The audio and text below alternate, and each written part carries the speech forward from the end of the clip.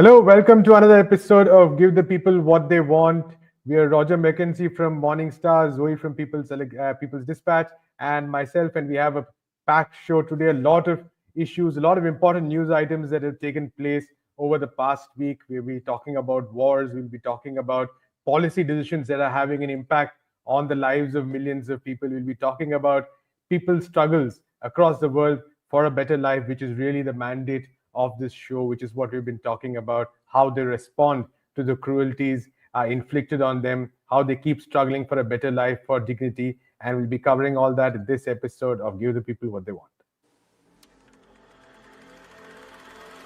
Give the people what they want. Give the people what they want. Give the people what they want. Your weekly movement news roundup.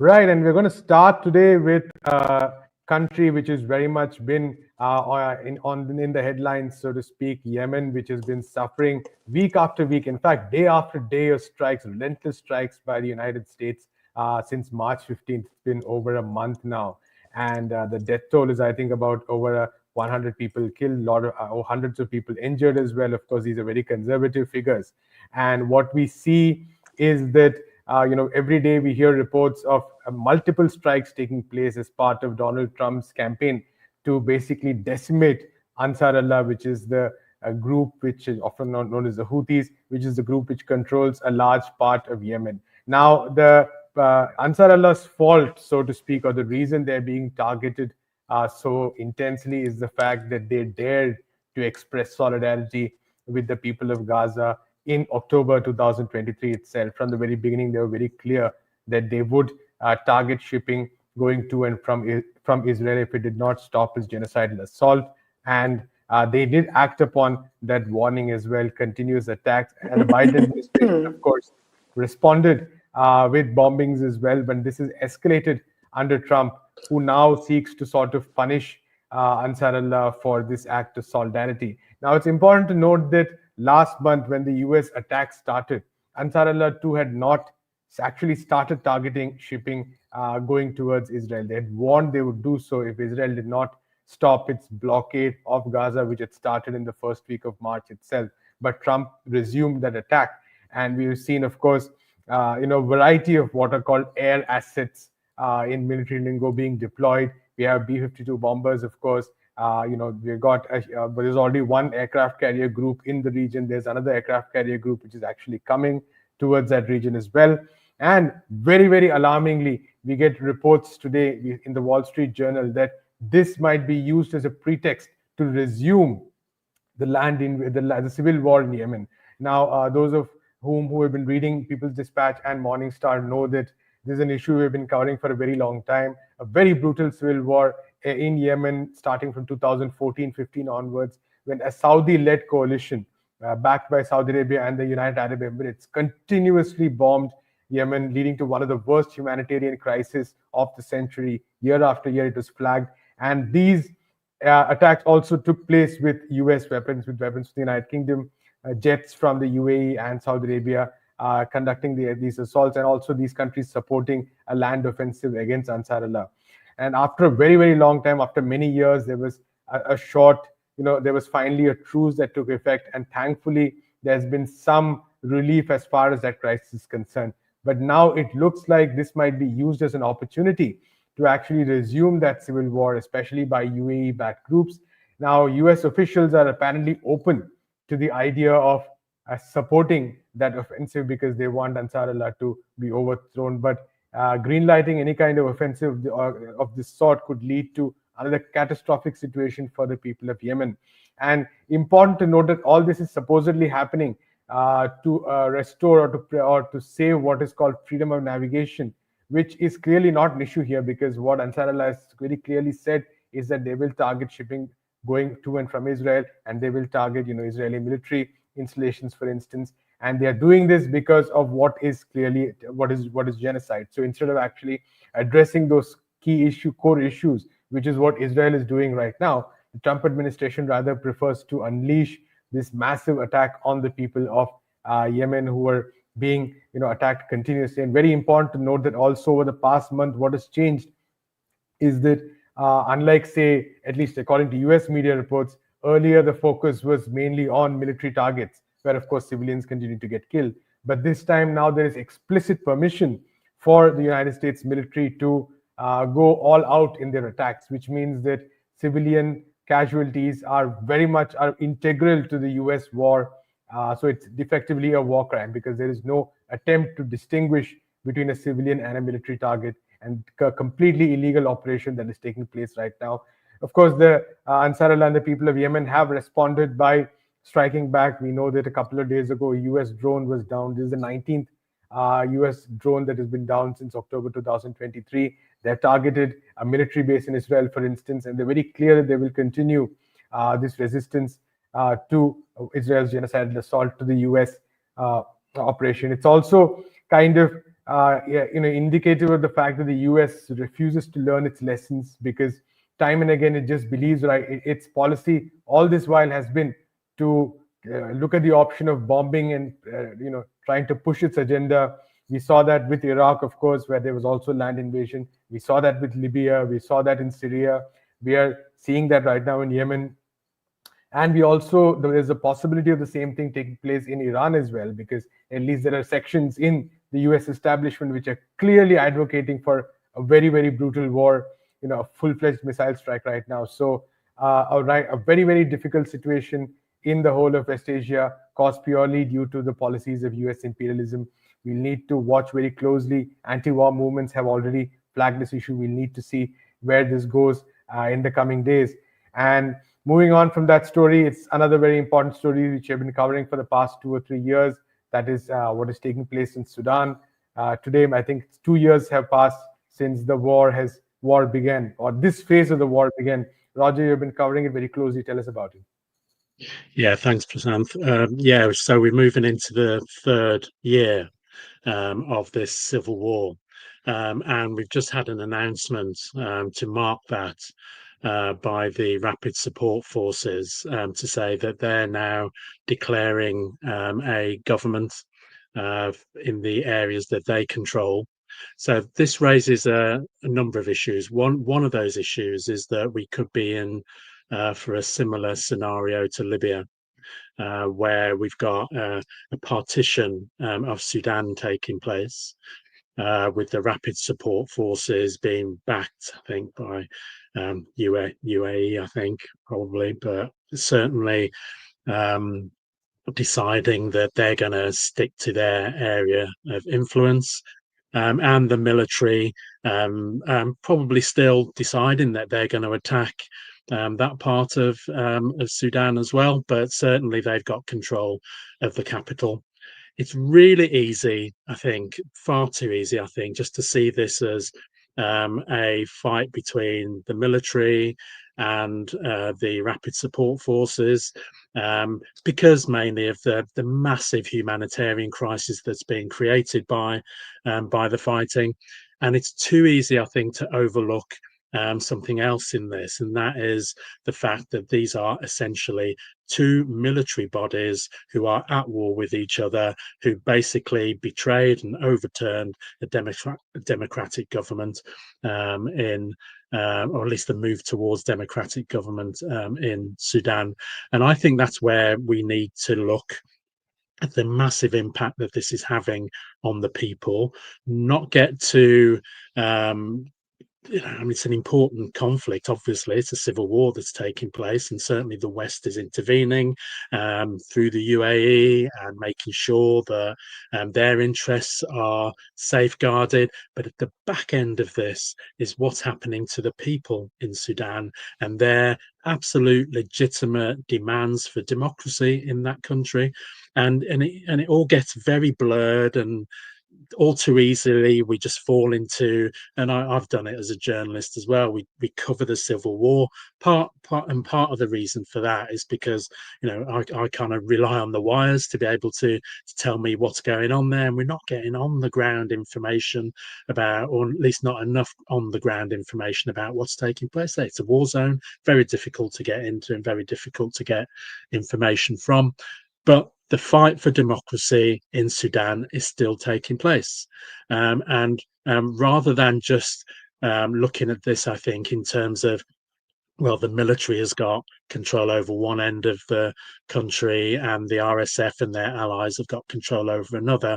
We need to be looking at what I think, how we can cover and how we can support those moves for putting control of the country back into the hands of the people. Those forces are there, and whilst we're covering the war and whilst those battles are taking place between the military and the RSF, what is still happening, of course, is that the people, you know, on the receiving end of all of this violence are still making their demands for democracy. And we need to find a way of getting into, you know, what is it that they're talking about in clearer terms, but also making sure that we're able to amplify the demands that they're making, because the mainstream media certainly isn't doing that. This is just a question of a civil war and who wins and what can whoever win give to the West, and if neither side is going to win, then what can they get from each side of the partition that may take place? And we've seen the dangers of that with Libya and what happens when something like that takes place. So these are, we're moving into the third year. We're just into the third year now, but let's remember the people. Let's remember what the demands that the people are making for democracy, and that this is our two military bodies who are fighting over the country, when actually there should be more attention paid to the legitimate demands of the people of Sudan. So difficult times for the people of Sudan. The civil war's continuing, and it's only on programs like this, I think, that we're able to talk about what's actually happening and the demands that the people are making for democracy. Absolutely, Roger. And I think what you said is very important, the fact that how essential it is to keep centering the demands for democracy, that organizations like the resistance committees on the ground have been making since 2019, since 2018. And if you look at People's Dispatch, for instance, we have quite a few articles, including a very recent one by Pawan, talking exactly from this perspective, from the perspective of organizations on the ground, which are critiquing both the army and the RSF and putting forward that independent position. So do check out that article. And of course, presenting the perspective of the people, their demands for democracy, is what we do on this show. And often it involves talking about elections, and sometimes elections which are elections, and of course, in letter, but not necessarily in spirit. And that does look like something that's happened recently in Ecuador. So Zoe, tell us about what happened in the recent elections there. Well, Sunday, April 13th was the second round of the Ecuadorian elections. And these were kind of special elections because they were held just 1 year after the snap elections that were called following the cross-death mechanism being activated by Guillermo Lasso, which effectively dissolved the parliament and basically was his resignation from office as president. Snap elections had been held to reconstitute the National Assembly of Ecuador, to elect a new president. And in these elections, Daniel Noboa had won as president and had served as president for the past over a year, essentially. And so already, Ecuador has been going through a protracted crisis. And we know that Guillermo Lasso had activated the cross-death mechanism when he was facing very serious corruption allegations. And as soon as he resigns, Daniel Noboa takes office, and the crisis in Ecuador only deepened. And so we're having these elections took place in this moment of increased violence. The homicide rate in Ecuador has shot up in the recent years, increase in poverty, all of the social indicators showing really deep and difficult issues in Ecuador, long, prolonged blackouts, 12-hour electricity shortages on a daily basis in regions across the country. And on Sunday, getting to what happened on Sunday in the elections, there was an interesting thing, which is that in the first round of the elections, Daniel Noboa and Luisa Gonzalez had essentially tied. And in Ecuador, there's many candidates that go to the first round. And usually, if we look at the past elections, there was a situation where, the first runner-up would be getting about 30% of the vote. The person who followed them, maybe 25, then 15%, and kind of descending from there. In these elections, in the first round, Daniel Noboa and Luisa Gonzalez essentially tied, and every single other candidate was getting in the single digits of voting percentage. So the third runner-up in these elections got around 5%, which was Leonidas Issa, who is from the Pachakutik party of the largest indigenous confederation in Ecuador. And this past Sunday, when the two front runners, Luisa Gonzalez of the Citizen Revolution Party and Daniel Noboa, again, incumbent right wing, has imposed a state of emergency for over a year in the country, who is the son of banana billionaire, essentially, accused of drug trafficking, accused of many other crimes. He apparently, in the second round, went from being almost tied with Luisa Gonzalez to beating her by 5 or 6 points in the second round. And this was not something that was predicted in the polls. This was something that kind of defied all of the science and logic that had been leading up to these polls.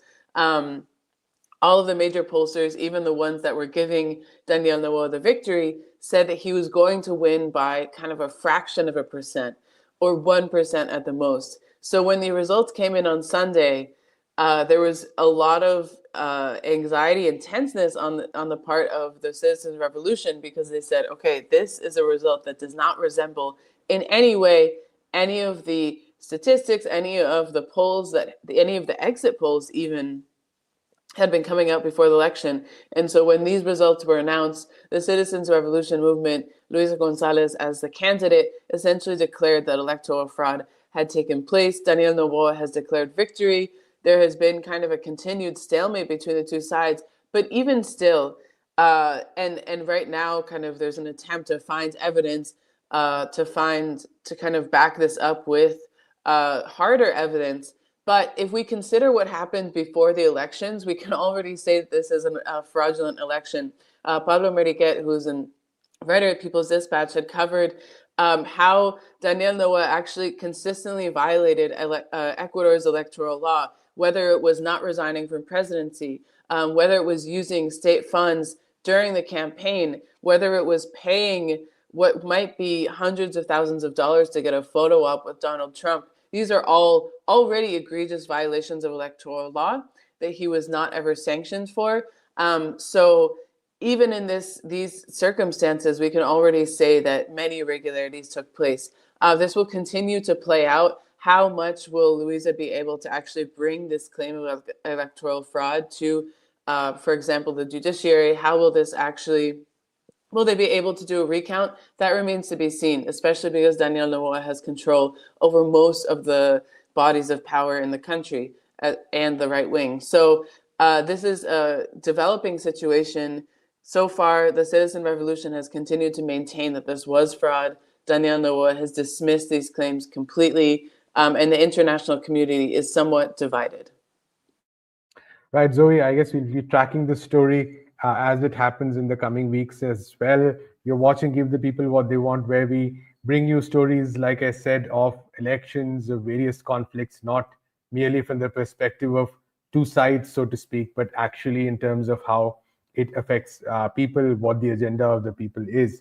And we're going to another story in another part of the world, this time on the Pakistan-Afghanistan border, where a severe crisis is unfolding, with Pakistan deciding to evict hundreds and thousands of Afghan refugees, many of whom have been settled in Pakistan, for some of them for years, some of them for decades, in fact.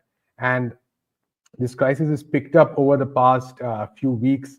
In fact, the numbers every day now, a lot of Afghan people from Afghanistan are being deported from Pakistan, and the numbers are quite staggering. I think the latest numbers say that over the past few weeks, they had about 20,000 people either voluntarily leaving or being forced to leave after the Pakistan government laid down some very strict guidelines about that. Now, this policy, its origin stretched to 2023, when the government passed this order, giving timelines for various categories of Afghans to actually leave Pakistan. There are people who are registered under various categories. There's something called the Afghan citizenship card. People with those cards are at highest risk, and those they're the ones currently being deported in large numbers. And there's, of course, there are also people with something called the proof of registration card, and they also are at risk in the coming months as well. And the numbers, like I said, are huge. We're looking at about 3 million refugees in total in Pakistan right now, of whom maybe 500,000 to 800,000 have already been forced to leave. Now, keeping the numbers aside, we need to kind of look at the kind of disaster that is unfolding here, because what we see is, on the one hand, we have Afghanistan, which was one of the major crimes and remains one of the major crimes of the United States. It went into Afghanistan with, and just decimated the place, destroyed all the infrastructure, completely caused chaos, then set up a government which was mired in corruption, which had no base, and which is completely reliant on US support, and then completely withdrew without giving a second thought, and led to another round of complete social collapse. And we've chronicled that impact on this show, the kind of hunger and starvation that it bred, the fact that the US sanctions were responsible for the Afghan government not even being able to access its own money, and of course the fact that this withdrawal has led to a wide variety of human rights violations as well. Now, all this together is the condition in Afghanistan, and right now we see Pakistan claiming that it is facing increased insecurity. Now, of course, there's some irony there due to the fact that Pakistan is claiming a lack of security from groups it supported. In fact, a lot of militant groups in Afghanistan were supported by successive Pakistani governments and its military intelligence. But now it claims that these groups are threatening Pakistan's own security. And that's one major reason. They're citing an economic crisis, which again is the result of policies imposed by the United States and organizations associated with it, the Bretton Woods institutions, the World Bank, and the IMF. So you can see a kind of security / economic / human rights crisis, all of which has its origins in the interventions of imperialism over decades.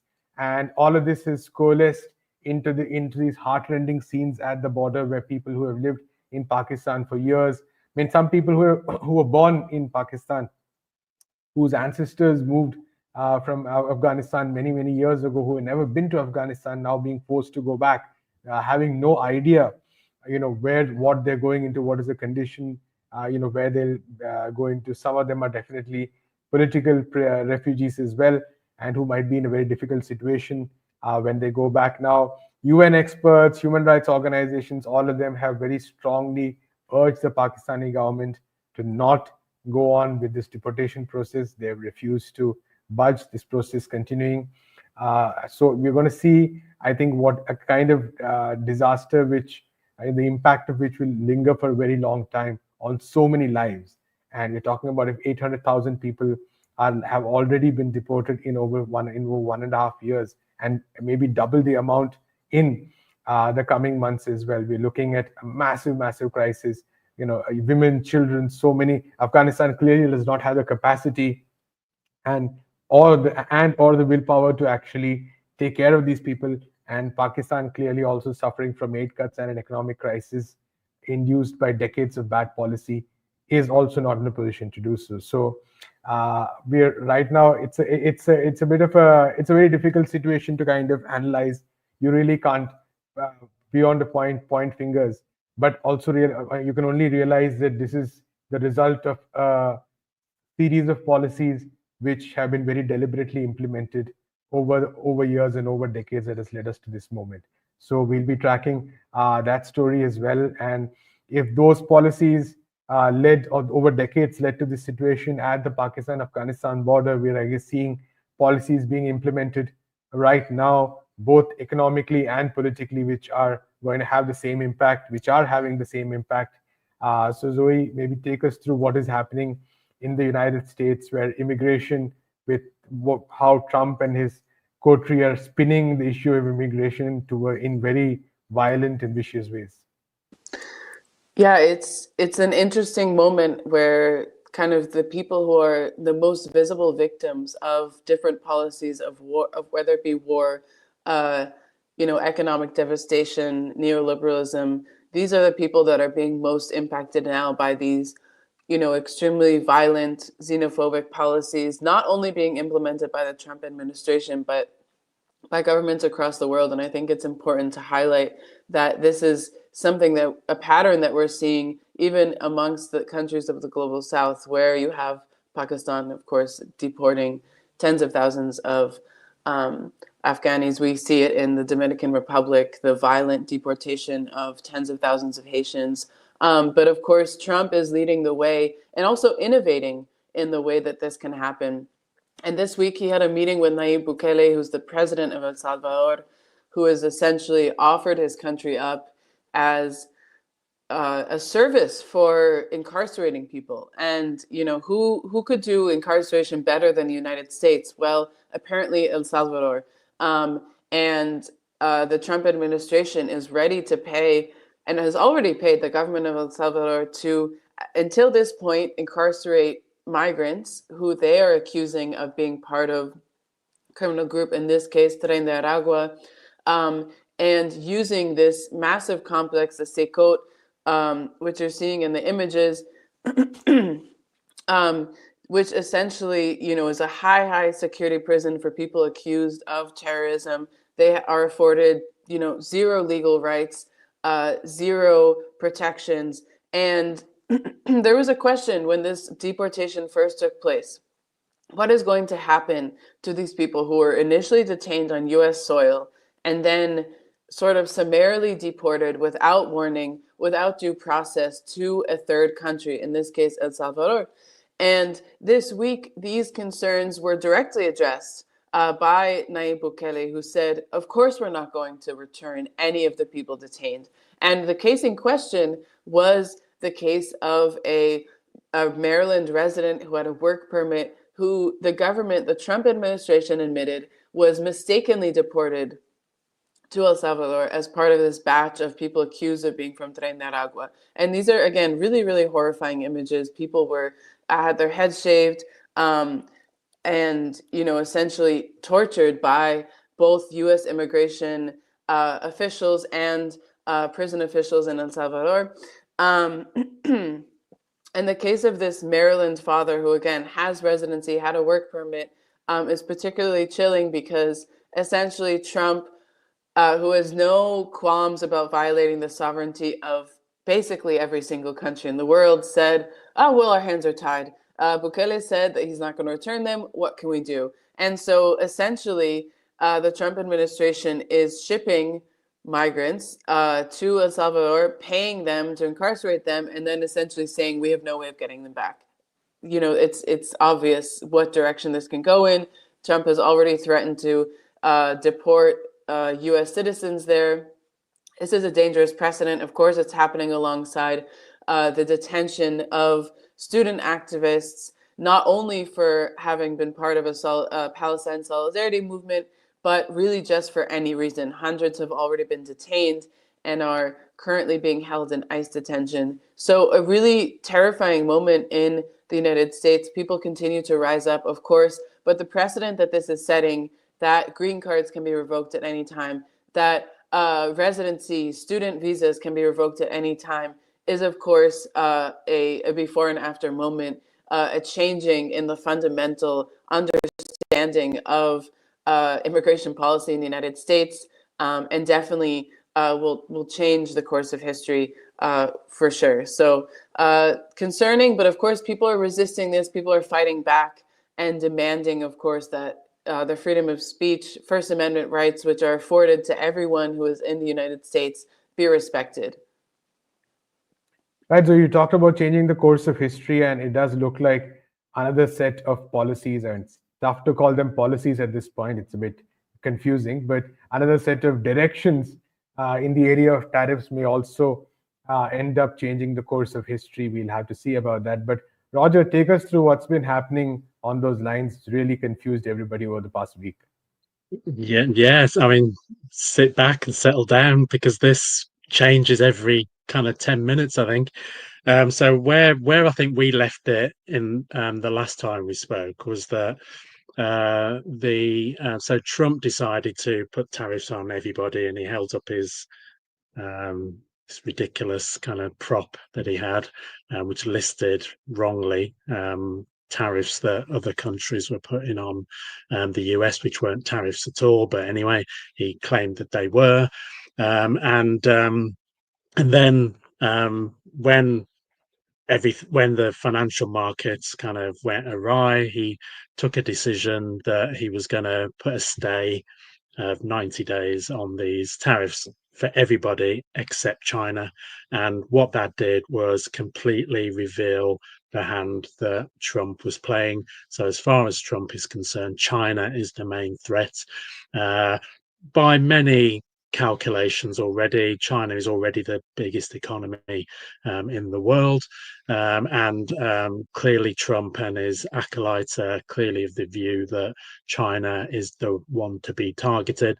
Not content with that, he obviously felt, clearly not knowing anything about history and nothing about international relations, that China was just going to roll over and accept this. Nothing could have been further from the truth. In fact, what happened was that China hit back, as it was anybody with an ounce of knowledge would know that that's what they were going to do. They're not going to be bullied by anybody, including the United States. So China hit back with a set of tariffs that pretty much kind of mirrored what the US was putting in. Although I have to say that there's a lot of evidence around that says once kind of trade tariffs go to around 50%, that they're kind of, if they go above that, it's pretty meaningless, because about 50% means that countries stop trading, and kind of tilts the balance and all that anyway. So then it continues, and there's some more tit for tat. So the US puts more sanctions on, and China, understandably and quite rightly actually, hits back and puts its own tariffs on. Then Trump decides that he's going to exempt some particular items of trade, which incidentally was pretty much the entire trade between, the main trade anyway, between China and the US, mainly around electronics, computers, mobile phones, and so on. And then today we get a statement on the White House website, which basically says China is now going to have tariffs up to 245% on some goods. Ridiculous amount. China says, well, this is ludicrous. We're not going to be bullied. We don't want to have a trade fight with anybody. But if you want one, we'll have one, basically, because we will not be bullied. We're quite happy to sit down and have negotiations over what's happening. Looks as though I'm starting to get word by as we speak, that the US might be trying to walk back that 245 back to the 145 that it originally was. Just utter chaos. But what's happening in the meantime? President Xi of China is doing a tour of Southeast Asian countries, so Vietnam, Malaysia, and Cambodia. And a lot of the issues there, obviously, these were arranged way before these tariffs issues were being put in place. But it's handy that President Xi is able to go to these countries and talk about trade, very rightly presenting China as a much more stable partner in the trading environment, instead of this absolute chaos that's coming out of the United States. Now, what we've done throughout this whole program is talk about the impacts of these. This is not just about big, kind of geopolitics, as important as that is. This is also about what happens to people on the ground. Whilst Trump is doing his nonsense, we've got people who are really small traders right at the bottom of the supply chain, who are going to be really worried and actually are going to get impacted really, really hard by this, because the major companies will simply pass the extra costs down the supply chain. But also you've got in the United States, because Trump, of course, hasn't explained this properly to the people of the United States. They're the ones who actually pay for these tariffs. Maybe we need to start calling them what they are, which is taxes. They will pay extra taxes. One more thing I will say, though, is that for Trump's rich mates, I mean, there was a film of Trump in I think it was the Oval Office, surrounded by his mega rich mates. And when the stock markets were going up and down, and many people believed that this was deliberate manipulation as well, is that he turned around and pointed at individuals and said, "This person's made £1 billion, this person's made 500 million," or whatever. Very clearly insider trading stuff going on here.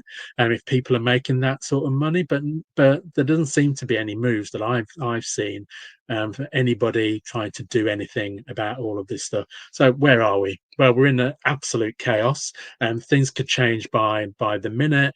But at the end of the day, what we have is people who are really uncertain about whether they're going to have a job tomorrow, or whether the things that they're going to be able to produce are going to have a market anywhere in the world, whether that's from the United States or people trying to still trade with the United States. What I think is certain, and we said this last week, I think, is that this is going to hasten the day when different nations are going to decide, well, there's just too much chaos over there.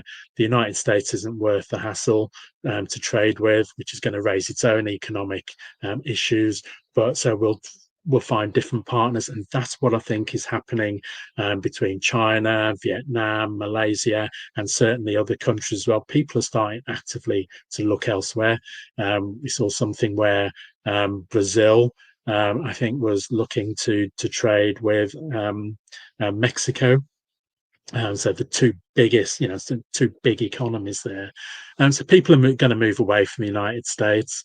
And as much as Trump tries to continue bullying different nations, I think people have got too much self-respect. I think nations have got too much self-respect. They value their sovereignty. And I think they're going to move more and more away from trading with the United States. So no doubt this will come up again the next time we talk, because again, it would have changed massively, I'm sure.